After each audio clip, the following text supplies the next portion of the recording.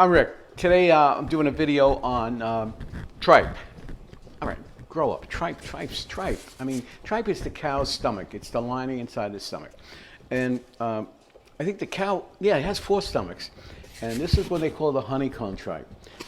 This looks like, actually like a bee would make their, their nest in there.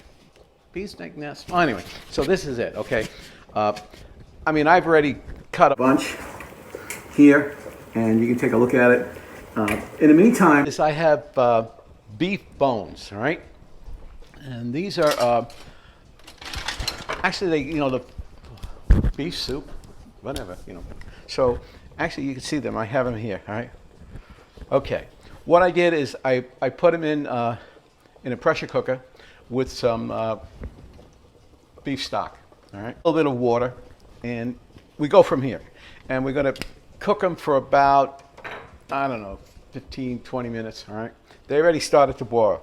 So what we want to do is we want to put the cover on it and the pressure cooker, right? And that's pretty simple. You just put it on and just, it just goes on, right? There's a lever, a blue lever. Blue? No, purple lever. And you push it up forward and you set it. And just let it go. And when the pressure builds up, there's a yellow button that pops up. So here's this tripe. All right. This is a little piece left, and like I said, I cut a whole bunch before. Take the knife. It's simple. Actually, it's pretty easy to cut it on the crinkle sides or the honeycomb side, and just on strips. Some people make it very thin. I want to taste it. I'm not trying to make a soup. I'm going to make this in a gravy. We're going to throw some potatoes in there, and we have some of the beef. Just take it and stick it into this skull of pasta, right? And that's what you do. You put it in that, and then we'll dump it into this pressure cooker, and we're going to add a whole bunch of other stuff to it. But all right. So now what we got going here is I had some potatoes, which I peeled, all right, and we'll kind of I guess cube them, all right. But actually, I have an interesting story to tell you. If you look behind me, I don't know if you can see, I have lots of cordials that I drink. I like double espresso. I'll have a shot of Zambuca in there, and sometimes I'll throw in a limoncello. Not together, but separate. All right. So my limoncello story. Once I was at a trade show, and the company I was with decided to take us all out to dinner. And it was about like 8 or 10 reps. So we're going to go out to dinner. I think, cool, right? So where are we going to go? So, I'm the guy who knows about food. So we're staying at the Hilton. And if you go to a hotel, they have these guys they call the concierge. It's not the concierge like The Godfather 1 and 2 did, It's just, the concierge. All right. So I go up to him and I said, well, what's a good restaurant? He said, I got one for you. It's a great Italian restaurant. And here I go telling you about it, and I can't remember the name. But we're in Atlanta. Fun restaurant. They call it like Carnival, where they're singing and they're dancing, and everybody's having a great time. So we go in there, and and I talk this Rick, he's Italian, half Italian, half English kind of stuff. So I was talking to the guy, and he was speaking to me in Italian. I understand it pretty well. So feed me. I said, we're all hungry.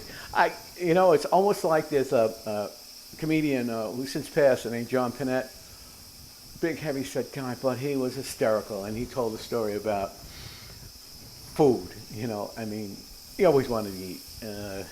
I'm not afraid of food. I'll eat. You can't scare me. So the guy says, okay, we'll start. Some guy says, okay. I said, let me take care of the menu. I'll just bring you stuff. I said, bring us stuff. And he had some wine there called Amarone, sorry. And it's kind of like a Valpolicella, So we have some wine. We had wine. We had food. They just kept bringing out everything. We had fried galimao. We had, just kept coming up. Whether it's the meatballs, the spaghetti, oh my God, it was just some guy wants linguine oil with garlic and oil. Just doing it. And they're coming out and they're singing. There used to a place to be in Manhattan years ago that used to do that. They call it the Carnival. Sometimes I'm just forget names, but and I thought it was Mama Leone's. All right, and fun place to go to. I mean, you know, they would sing and dance, and they come around with the castanets like in this, and they banged it, tambourine, like, you know, it was fun. So anyway, yeah, we're eating and we're eating. Oh, just unbelievable. And the bill gets, you know, we finish with the bill and, you know, absorb it, you know. But you know, these are reps. These are guys who go out who make a living selling. You know, they know what, you know, they're not going to stick a company. They don't do that. I mean, that's, you know, so we all chip in, and we did it. And so he said, I'll finish off with espresso and some Zambuca, you know, and he brings some Zambuca. I mean, it's fabulous. Meanwhile, I had just been getting into limoncello, and I said, hey, why don't we finish this off with a shot of limoncello? You know, a lot of the guys, I don't know who it is, you know, I mean, you know, we're in Atlanta, you know. They're not New Yorkers. I mean, well, okay, but not, whatever. They're not Northeasterners. So we got it, and we all did our shot, and we left, and we had a great time. So at night, that means that the pressure cooker should be just about done with that, with those beef bones I put in there. Okay, well, hey, I'm talking here. Anyway, so what happens is that the next day he said, we're going to go to that same place again. We had a fabulous time. Let's do it again. And the guy goes, no, I can't go. I'm really upset. I said, what do you mean? My stomach. He said, that limoncello ruined me. That's all he had to say. From then on, his middle name became Limoncello. And we would go out somewhere and we would text him with us drinking some limoncello. Or on Christmas time, I got that, you ever know that movie, Elf? When he was all excited, he said, Santa's coming, right? And I wrote, and he's bringing you a bottle of limoncello. Anyway, so that's my limoncello story, and I got it here. Here it is. Try it. There was another story about Danny DeVito and Clooney, who went out drinking one night, and he was on The View the next day, and they said, you look a little bit down. He said, well, I was drinking a lot of limoncello. And the next time he came back there, he said that sales of limoncello went through the roof. He said they owe him something. Well, limoncello don't owe me anything. It's just great. And it's a cool after dinner drink. Try it. You know, it's nice. That's always a Zambuca, you know. I mean that's another. I mean just all that stuff. Anyway, what was I talking about? Okay, so let me cut these. Cutting these potatoes, right? And, you know, I just cut them. What do they say? Rustic. Whatever, maybe on them. Yeah, just cut them. Put aside some here and just go like that. All right. So we're going to put them in here. Meanwhile, that's kind of like steaming down by itself. There's a valve on the pressure cooker that you just turn and it lets the steam out. See that? And the steam will be coming out, and that should be cool. Actually, okay, let me show you what I did. I cut some pieces of celery. That's in here, right? I have an onion, and I have pancetta. Pancetta is the Italian bacon. All right? What? Come on. So just cut, and I cut chunks of it.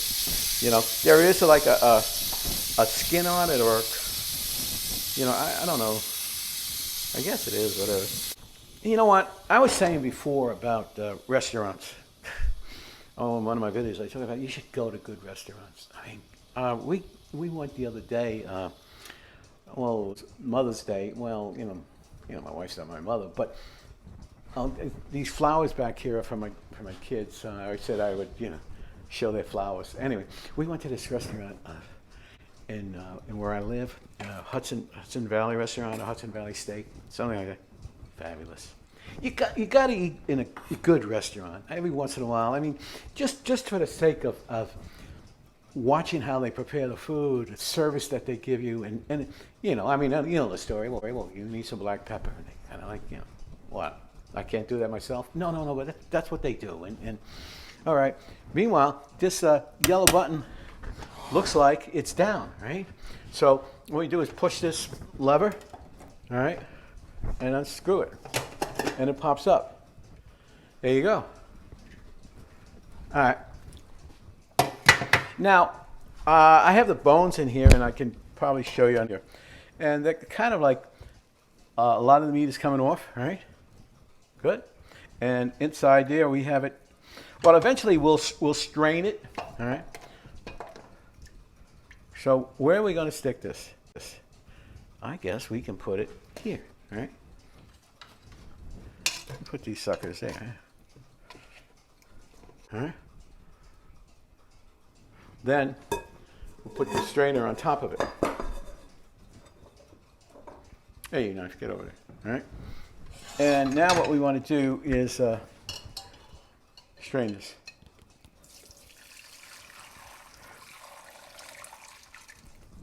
Okay.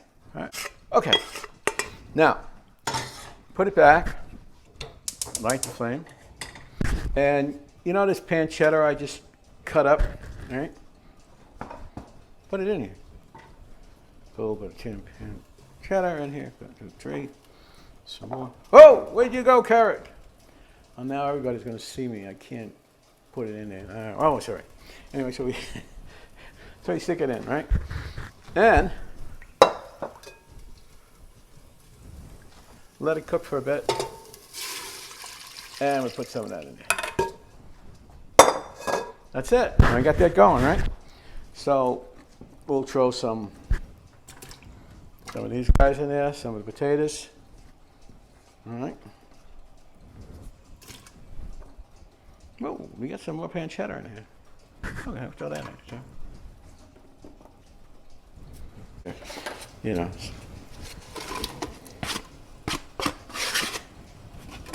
All right. Let's put some carrots with this. That'll help it out a bit. See, my mom used to make tripe a lot, and tripe is good, but I feel you need other stuff with it, not just the tripe alone. So we got some vegetables in here, you know. Okay. All right, put some in it. We got some onions. All right. What I'll do is I'll just throw a whole piece of onion in here. All right. Now we have bay leaves. You don't want to eat bay leaves, but it gives it a good flavor. So try to remember how many bay leaves you put in here. I got 2. Okay, so I'm putting 2 in here. 1, 2. All right. We want to help it a little bit more, so we're going to throw some olive oil in here. That's pretty simple, you know. We got some olive oil going in here. Right? And what else we want to put in here? Well, we'll put a little bit more of this beef stock. All right.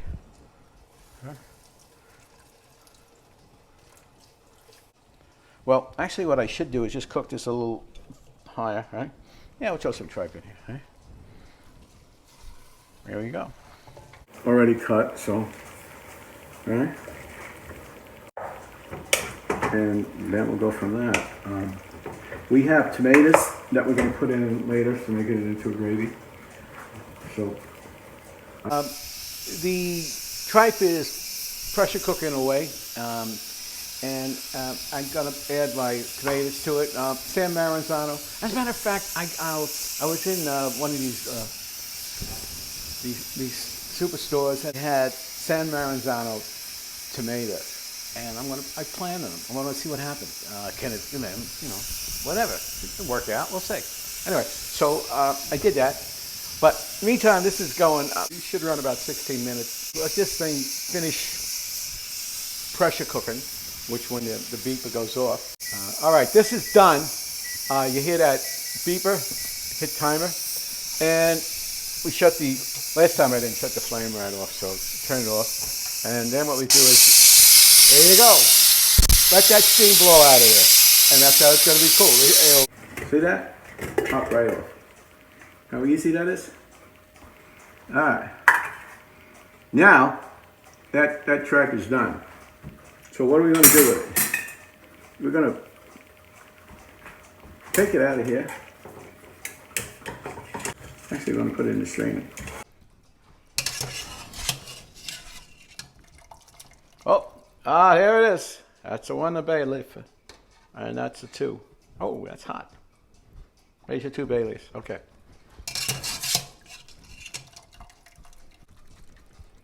All right. And let's put it onto the other. Oh, right here. And all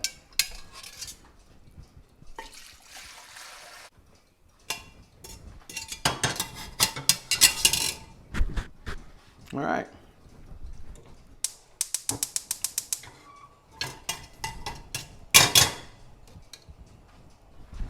Put some tomatoes. All right.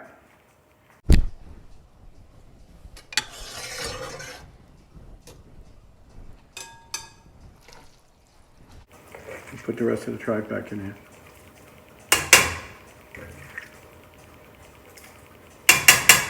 And then we just dump it in. All right.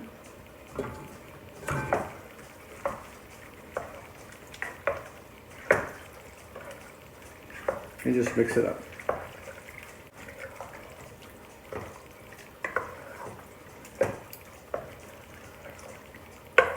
So what we want to do is I also put the bones in there too. So we got some here, and what I'm going to do is put a little bit into a plate like this. All right. And to taste it. Here we go. Let's try this guy. Yep, remember I said I like them fat. You know, don't cut them too thin. If you make them thin, you can make a soup. There's a great Polish recipe about making that. There was a little restaurant in Manhattan. I think it was called Maria's or something like that. And it was a Polish restaurant, and they made tripe soup. Well, anyway, I'm going to try this and.